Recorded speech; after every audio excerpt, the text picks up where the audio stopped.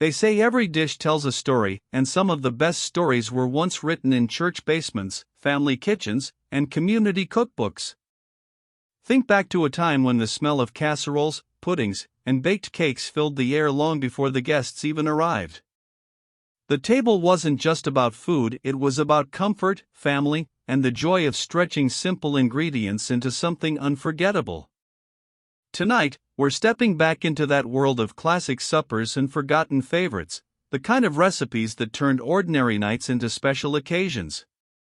These weren't just meals, they were part of a cultural rhythm, woven into potlucks, after-service gatherings, and birthday celebrations where neighbors felt like family. You'll notice a pattern as we go through them. Ingredients were humble, often inexpensive, but when combined with creativity, they created magic that still lingers in our memories.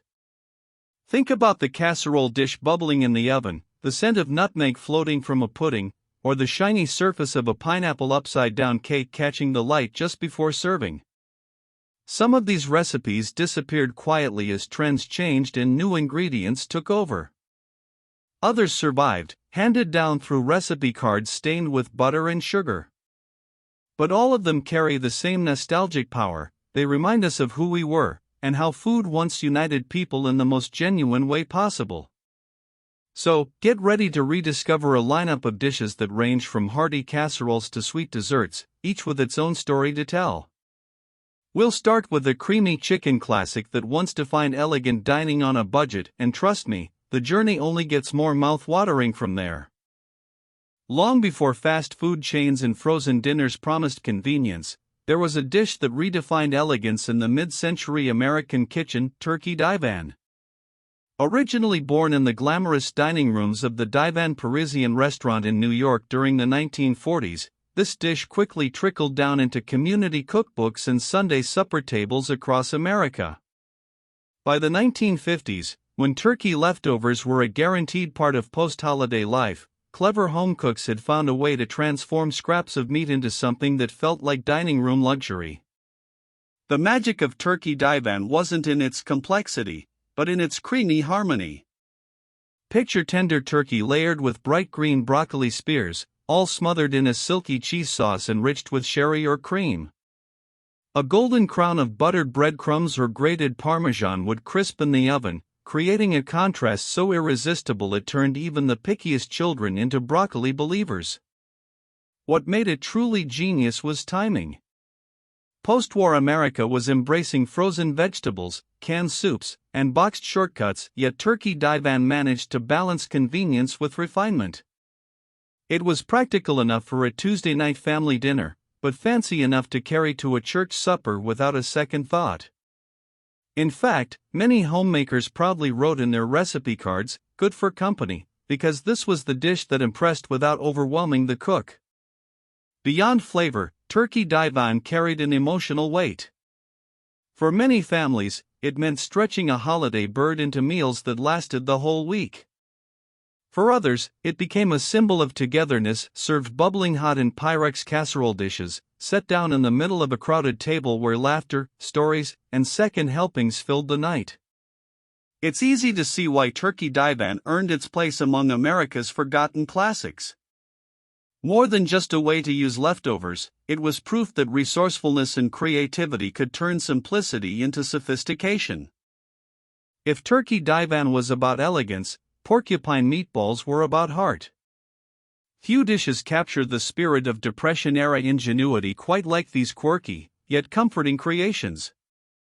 The name alone sparked curiosity: porcupine, not because of any wild ingredient, but because of the way grains of rice poked out of the meatballs like tiny spines once they cooked. Born out of thrift and necessity, porcupine meatballs became especially popular in the 1930s and 1940s, when stretching ground beef was a survival skill every homemaker mastered.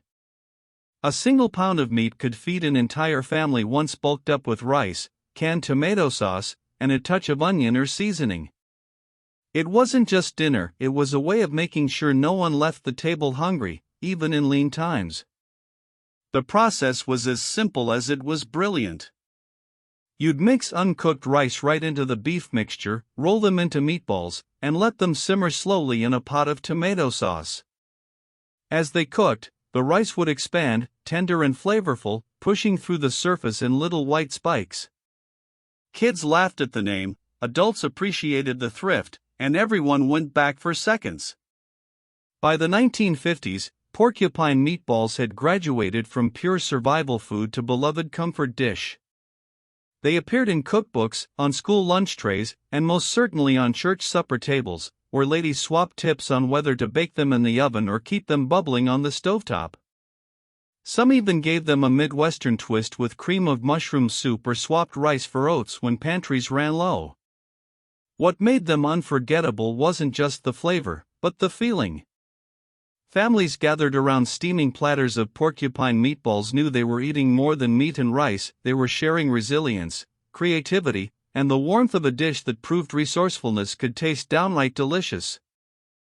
They called it shipwreck casserole, and no one seems to agree on exactly how it earned that name. Some say it was because the ingredients looked like a mess tossed together after a storm. Others believed it was a nod to the way everything wrecked in one dish, layered without precision but baked into perfection. Whatever the origin, this humble casserole became a mainstay of American supper tables from the 1940s through the 1970s. At its heart, shipwreck casserole was the very definition of make-do cooking. Ground beef, onions, sliced potatoes, canned beans, and tomato soup, 5 ingredients layered in a dish, sprinkled with salt and pepper, then left to bake slowly until everything melted together. No stirring. No fancy steps. Just simple layering that filled a home with the comforting aroma of something hearty and homemade. Its popularity soared during the Great Depression and wartime rationing, when stretching every ounce of food was critical. A pound of beef could feed a family of 6 once cushioned with potatoes and canned goods. By the 1950s, shipwreck casserole had crossed into community cookbooks and church gatherings, prized for being cheap, filling, and foolproof. Every household seemed to have its own version, some added rice, others slipped in corn or green peppers, and thrifty homemakers used whatever cans were lurking in the pantry. But the real magic wasn't just thrift, it was comfort. Shipwreck casserole wasn't meant to impress, it was meant to soothe. Children loved the tender potatoes that soaked up the tomato flavor, while parents appreciated a one-dish meal that required little cleanup after a long day. In small towns across America, it became the kind of weeknight supper that quietly bound families together around the dinner table. Though it's mostly vanished from modern cookbooks, the memory lingers for those who grew up with it. If shipwreck casserole was about thrift, chow mein noodle casserole was about adventure. This dish brought a touch of exotic flavor to mid-century America, when international food was more novelty than norm. And the secret? A humble can of la choy chow mein noodles that turned an ordinary casserole into something new, crunchy, and unforgettable. Emerging in the 1950s and booming through the 1960s, this casserole reflected America's fascination with convenience foods. Supermarkets had begun stocking canned bean sprouts, water chestnuts, and soy sauce, ingredients that promised a shortcut to Oriental cooking, though heavily Americanized for Midwestern kitchens. Homemakers eager to impress with something different quickly folded them into casseroles. The recipe was simple, but endlessly adaptable. Ground beef or chicken formed the base, simmered with celery, onions, and sometimes mushrooms.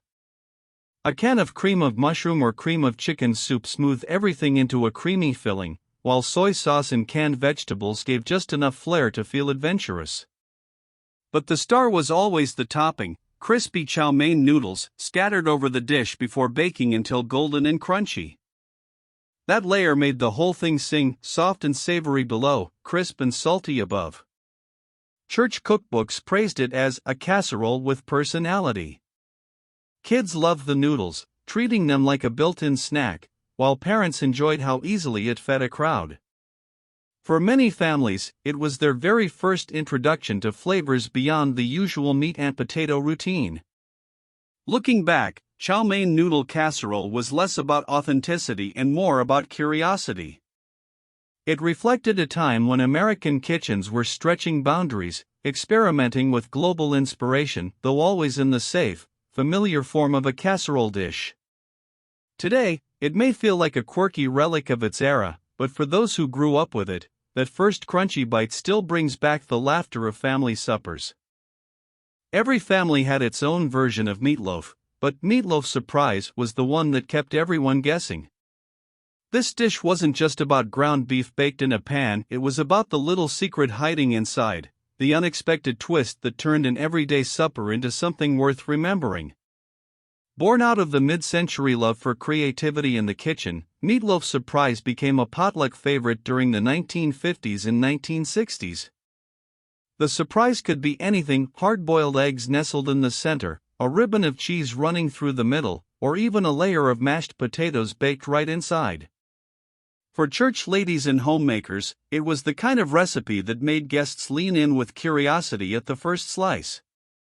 At its base, the recipe followed the same humble formula: ground beef stretched with bread crumbs, bound with eggs, and flavored with onions, ketchup, or Worcestershire sauce.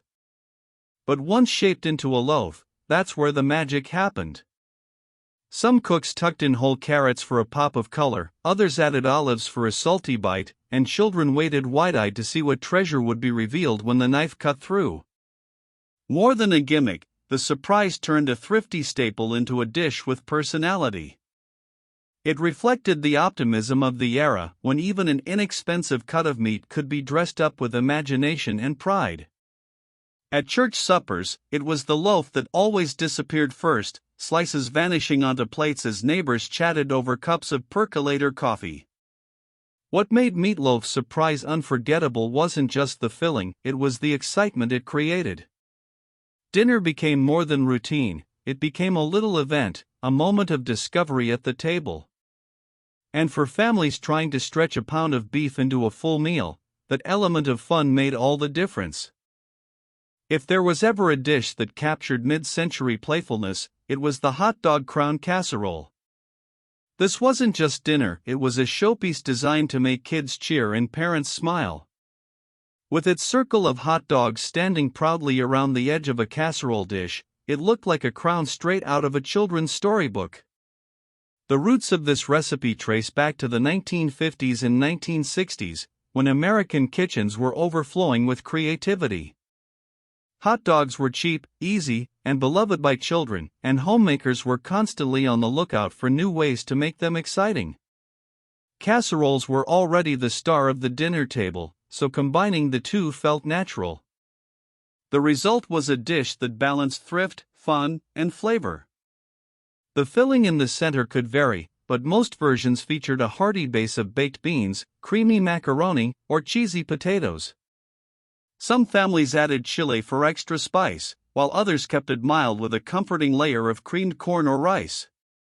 Once poured into the casserole dish, the hot dogs were sliced in half lengthwise and arranged upright around the edges, forming a crown that baked until slightly crisp at the tips.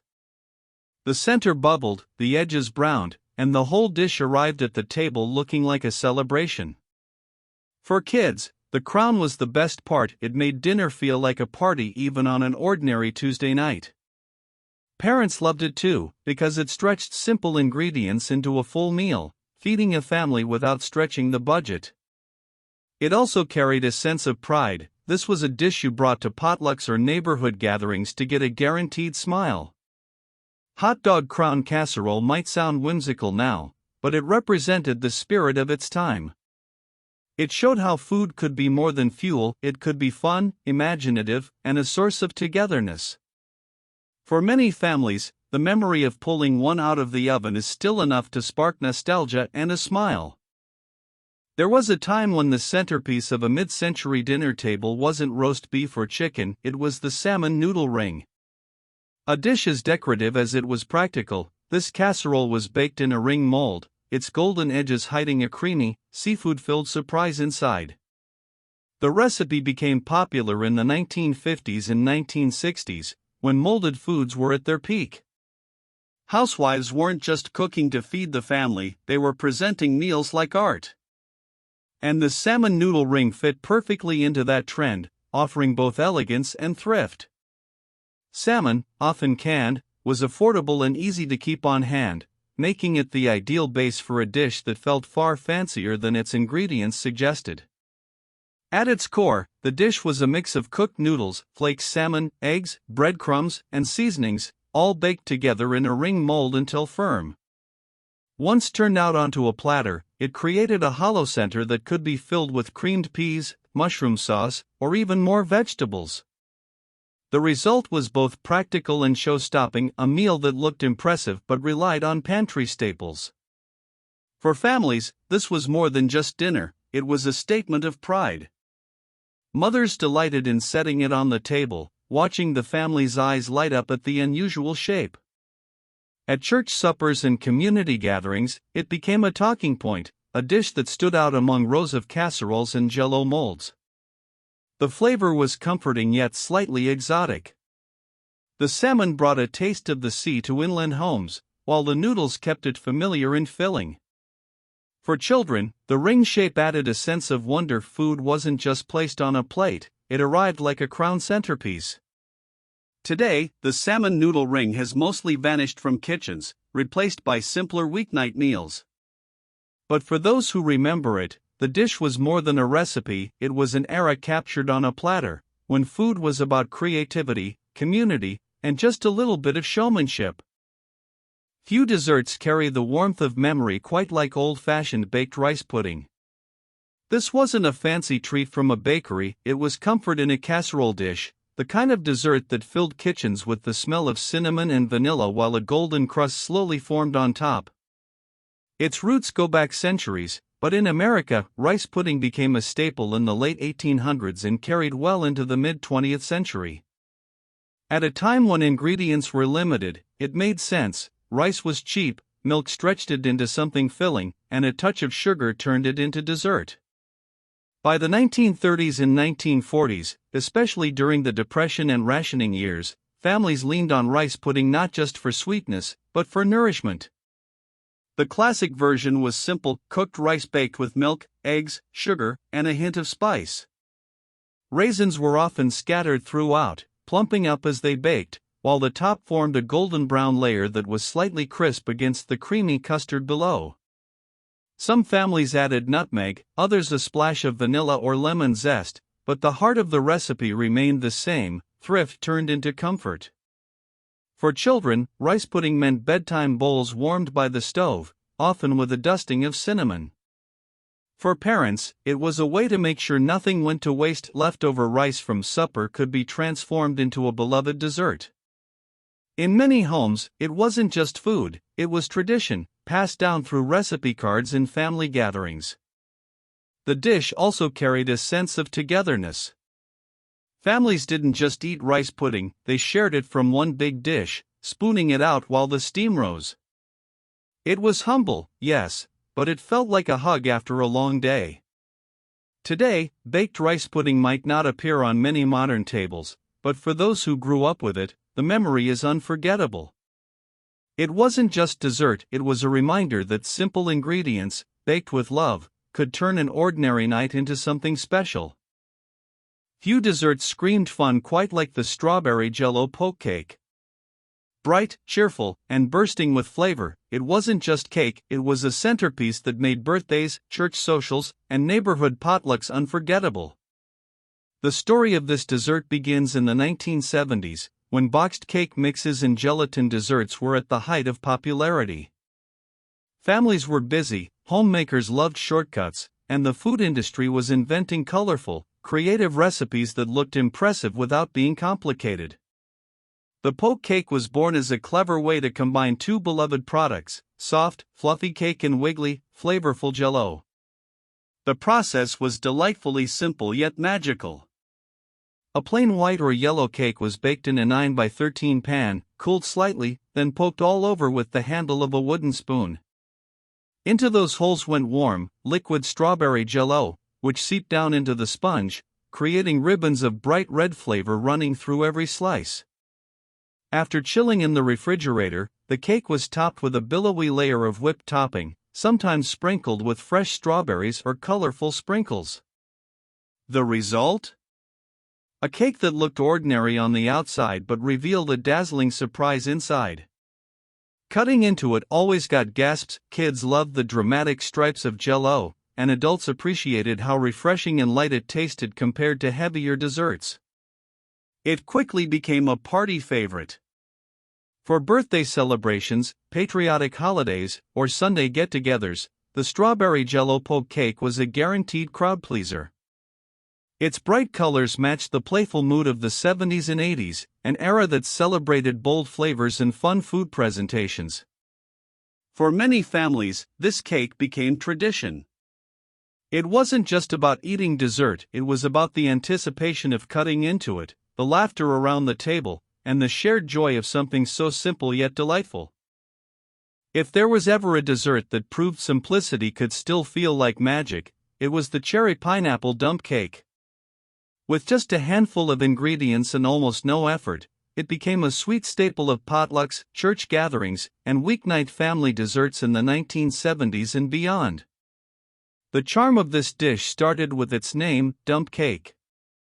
Homemakers loved it because it required no mixing bowls, no fancy techniques, and hardly any cleanup. You literally dumped everything into a baking dish, slid it into the oven, and waited as the kitchen filled with the warm, buttery scent of fruit and cake. The classic version called for canned crushed pineapple spread across the bottom of a dish, followed by a layer of canned cherry pie filling. Over the top went a dry box of yellow cake mix, sprinkled evenly like a blanket. Finally, slices of butter, or sometimes melted butter poured slowly, covered the surface.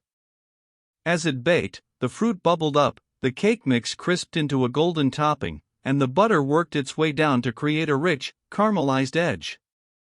The result was something in between a cobbler and a cake, with gooey sweet fruit on the bottom and a crunchy, buttery topping on top. It was rustic, messy, and absolutely irresistible. What made dump cake so popular wasn't just the taste, but the feeling it carried. Busy families could whip it up in minutes. Kids could help dump the ingredients and feel proud when the final dish came out. And at community potlucks, you could always count on at least one dump cake on the dessert table, usually gone before anything else. For many, the cherry pineapple dump cake wasn't just dessert, it was comfort. It represented an era when convenience met creativity, when store-bought mixes and canned goods were celebrated for making life easier without sacrificing flavor. As we look back at these lost dishes, it's clear they were never just recipes.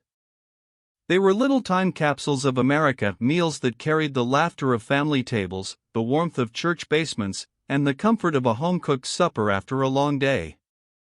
From hearty casseroles that stretched $1, to shimmering Jell-O desserts that lit up potlucks, every dish told its own story about the times and the people who made them. These recipes remind us that food was once deeply personal. It wasn't about fancy presentation or trending ingredients, but about togetherness. A pineapple upside-down cake might have stood proudly in the center of a table, but the real sweetness came from the people gathered around it. A pot of meatballs or a pan of baked rice pudding wasn't just dinner, it was security, tradition, and love served warm. Even though many of these meals have slipped away from modern kitchens, they still live on in memory. Maybe you remember your grandmother's careful way of arranging pineapple slices, or the smell of a casserole bubbling in the oven as the family crowded in for supper. These dishes may not be as common today, but they carry the heart of a simpler time when meals brought people closer together. That's why it's so important to preserve them. Each forgotten recipe is a story worth telling, a reminder of where we came from and how families survived, celebrated, and stayed connected through food. Sharing these traditions keeps them alive for future generations, because history isn't just written in books, it's also baked into casseroles, folded into cakes, and stirred into pots of soup. So, if you enjoyed this trip through America's kitchen memories, make sure you subscribe to the channel. Together, we'll keep uncovering these nostalgic treasures, bringing the forgotten flavors of the past back to life. And who knows, maybe the next recipe we rediscover will spark a memory from your own family table.